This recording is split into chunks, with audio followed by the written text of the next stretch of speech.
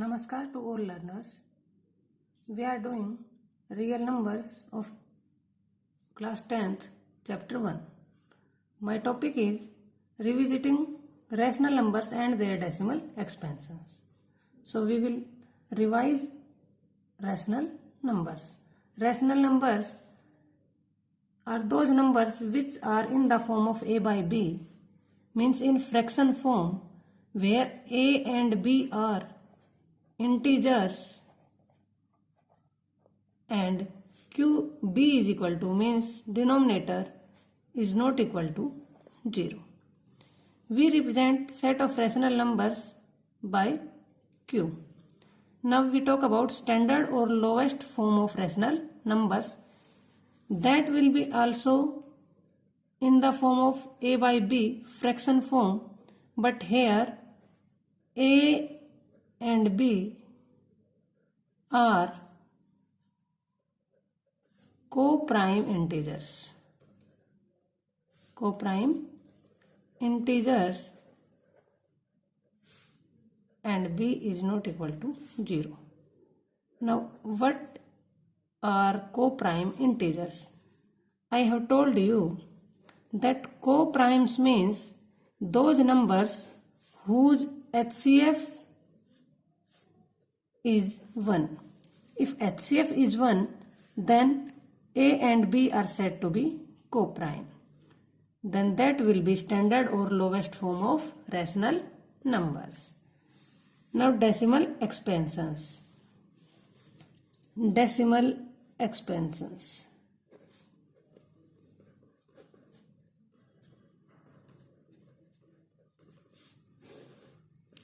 When we divide a by b, then we get a quotient. If quotient is in decimal form, then it is known as decimal expansions. There will be two cases. First, if r is equal to 0, and second, if r is equal to not 0. But in our rational number, if r is equal to not 0, then it will be non-terminating and repeating. It is only for rational numbers.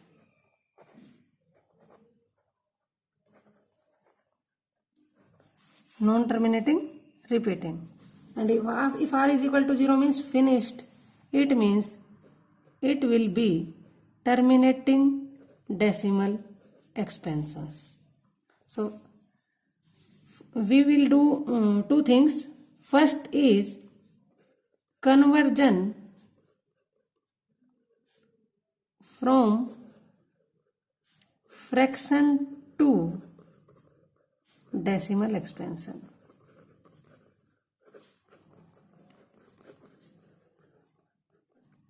Let 7 by 5 and we convert it into decimal expansion. Then 5 1 ja 5, 2, 5 4 ja 20. It means 1.4 is terminating decimal expansion. Terminating decimal expansion. But if we take 10 by 3, then after division we get 3.333 continue. We can write 3.3 bar. Bar means digit 3 is repeated. So two cases are here, terminating and non-terminating, means not finished but repeated. Non-terminating but repeated. When we divide, then we can find out that it's terminating or non-terminating, repeating. But without division,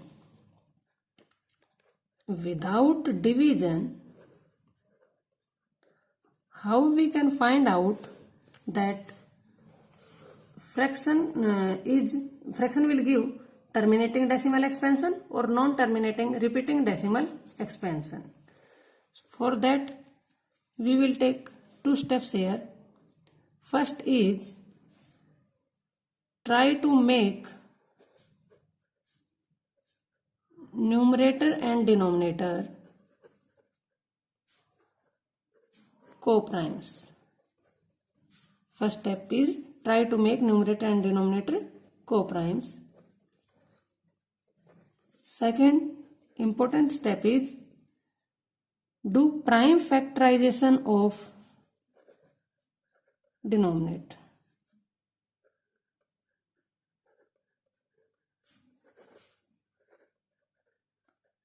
If you take rational number in the form of p by q, we can take in the form of a by b or p by q. Then you will do prime factorization of q. Then again there will be two cases. If we get prime factorization of denominator in the power of 2, in the power of 5 or in the power of both, then it will be terminating, then this rational number, note this, then this rational number will be terminating decimal expansion. Means our decimal expansions depends on our denominator, prime factorization of denominator. If prime factorization of denominator is in the power of 2, power of 5 or power of 2 and 5 both, then that rational number will give terminating decimal expansion. Second case is if it is not in the power of 2 and 5, it is in the form of any other number power. It is in the form of any other number like 3 power p, 7 power q, means not equal to 2 power n, 5 power m, then rational number will give non-terminating repeating decimal expansion.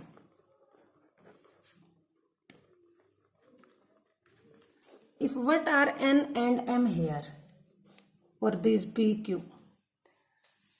Here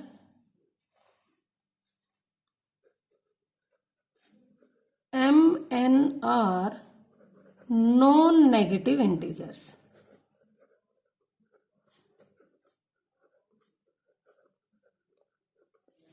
Means 0, 1, 2, 3 and up to infinite. Let's take one example. We are converting fraction to decimal expansion. So we take a rational number in the form of fraction, and that is example. For example, let we take 17 by 8. This is in fraction form. So now we want to check that it will give terminating decimal expansion or non-terminating repeating decimal expansion. So for that, first we will make both numbers co-prime. Already both are co-primes because HCF of 17 and 8 is equal to 1. There is no need to make them co-prime. Second step is do prime factorization of denominator. So prime factorization of denominator is 2 4 ja 2, 2 ja 2, 1 ja. Means 2 into 2 into 2. We can write 2 raised to power 3. Now if 2 raised to power 3, then can I write it 17 by 2 raised to power 3 5 raised to power 0. Yes or no? Yes, because look here, that power of any 0 power of any number is equal to 1. Power 0 of any number is equal to 1. So in multiplication operation, we can put 1 anywhere. So 2 raised to power 3 multiply 5 raised to power 0 because it is equal to 1. So we can say that either 2n or 5m or 2n 5m all will give terminating decimal expansion. Since denominator is in the form of 2n 5m, so it is terminating decimal expansion. I think you students, you are getting. Now it implies that 17 by 8 will have terminating decimal expansion. Terminating decimal expansion. With this method, means by prime factorization of denominator, we can tell only that it will have terminating or non-terminating repeating decimal expansion.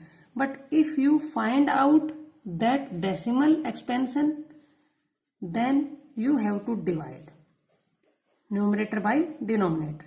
8 to the 16. Remainder 1.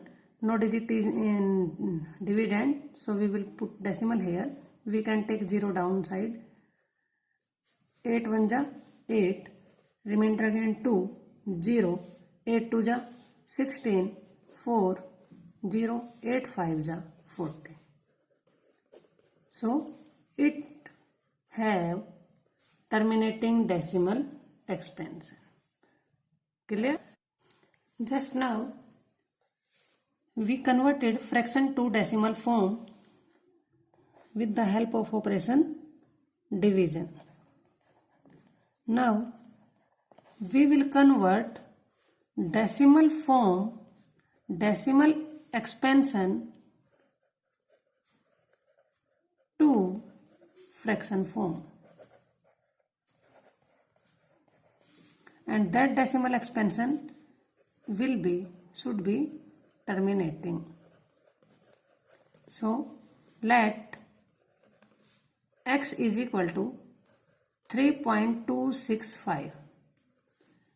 Our point is, if decimal expansion is terminating, then we can represent that decimal number in the form of p by q, where p and q must be co-prime. So for making these co-prime, we are divided both of them by 5. We get 5 6 ja 30, 5 5 ja 25, 1 5 3 ja 15. Now these both are co-prime. This point is theorem 1.5 in your NCERT book. If terminating decimal expansion is here, then we can convert in the form of p by q, where p and q must be co-prime.